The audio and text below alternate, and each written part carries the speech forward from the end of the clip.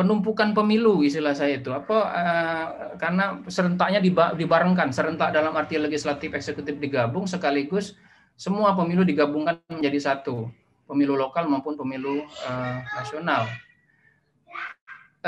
Apabila pemilu legislatif daerah ditumpuk dengan pilpres dan pileg, itu akan membuat partai terutama di daerah tidak terlihat. Nah, dan itu sudah kita lihat kemarin di pemilu 2019, orang cuma fokus pada pemilu presiden saja.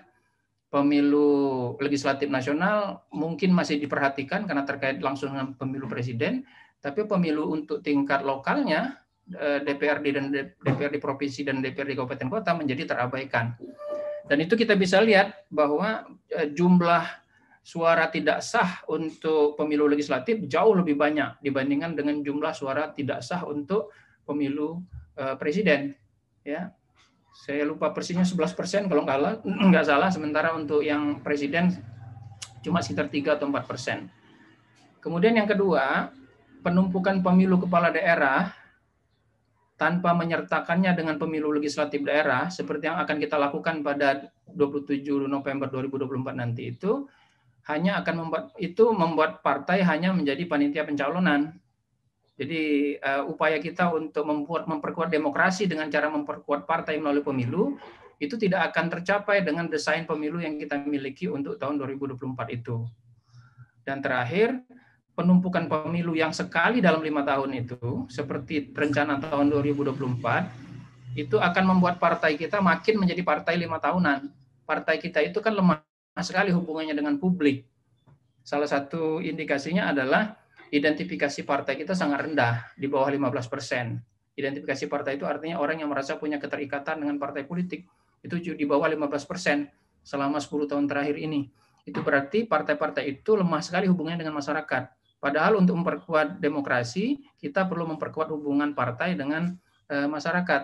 Tapi dengan model pemilu yang ditumpuk seperti tahun 2024 itu, maka partai kita akan menjadi partai yang sifatnya 5 tahunan.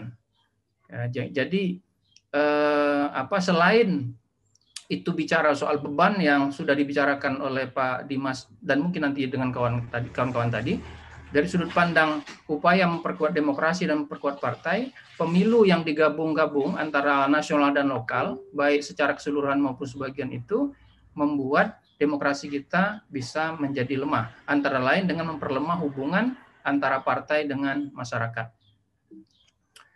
Nah, lalu apa solusi yang bisa kita berikan? Satu, saya kira dalam konteks beban yang disampaikan oleh Pak Dimas tadi, maka bebannya harus dikurangi atau kapasitasnya harus ditambah gitu. Tapi kan sekarang kita belum tahu tuh. Yang jelas bebannya tidak berkurang, tapi apakah kapasitas penyelenggaraan pemilu, bukan hanya penyelenggara ya, penyelenggaraan pemilu kita akan bertambah pada tahun 2024 nanti, mengingat model pemilunya akan dibuat sama gitu, kalau tidak ada perubahan.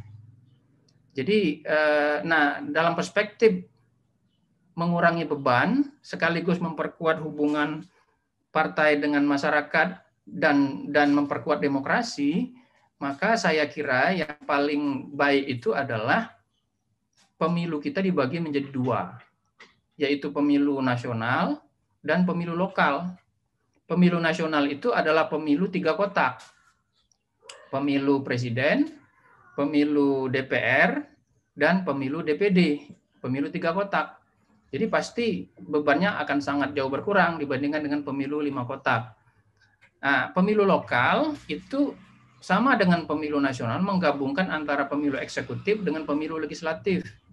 Artinya pemilu legislatif provinsi dan kabupaten kota itu digabung dengan pemilu kepala daerah, baik provinsi maupun kabupaten kota.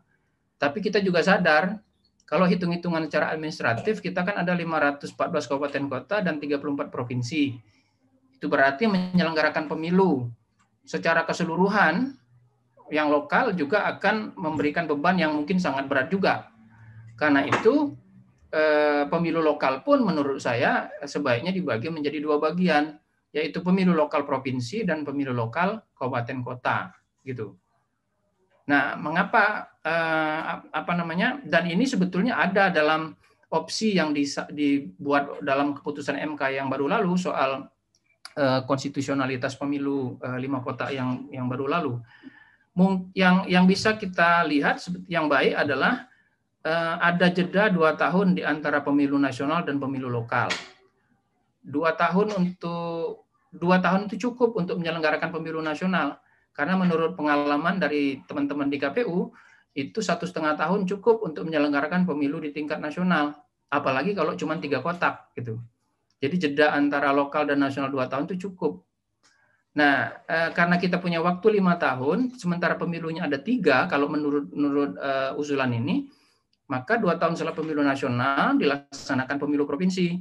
Kemudian untuk 1 tahun kemudian dilaksanakan pemilu kabupaten kota. Jadi setiap pemilu lokal itu baik provinsi maupun kabupaten kota itu cuma pemilu 2 kota. Jadi bebannya di daerah yang bersangkutan tidak seberat yang bisa kita bayangkan. Jadi itu yang menurut saya usulan yang paling baik dan masuk akal pada saat ini.